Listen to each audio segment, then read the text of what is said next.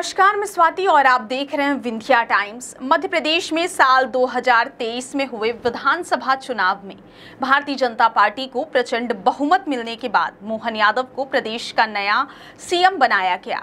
अब डॉक्टर मोहन यादव लोकसभा चुनाव में सभी 29 सीटें जीतने का दावा कर रहे हैं। इस चुनावी सरगर्मी के बीच मुख्यमंत्री मोहन ने अपने परिवार को लेकर भी एक बड़ा खुलासा किया है। उन्होंने एक इंटरव्यू में बताया कि वो क्यों अपने परिवार के साथ नहीं बल्कि अकेले सीएम आवास में रहते हैं।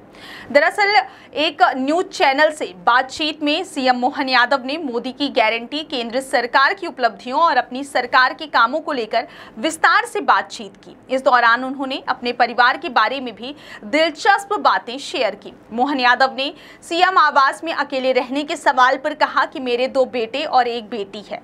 बेटी की शादी हो गई है, वहीं वह अपने घर चली गई। मेरा 1 बेटा और पत्नी मेरे पिता की देखरेख के लिए उज्जैन में रहते हैं। उन्होंने आगे कहा कि मेरा 1 बेटा भोपाल में हॉस्टल में पढ़ रहा है। उसने MBBS कर लिया है और अब MS कर रहा है।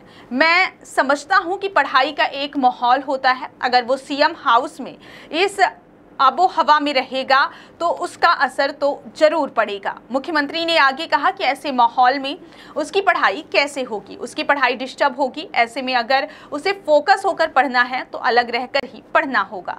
मुख्यमंत्री मोहन यादव ने कहा कि मेरी बेटी भी जब MBBS कर रही थी तो वह भी हॉस्टल में रहती थी। दूसरा, यह भी संदेश जाना चाहिए कि हम काम के प्रति जवाबदेह हैं।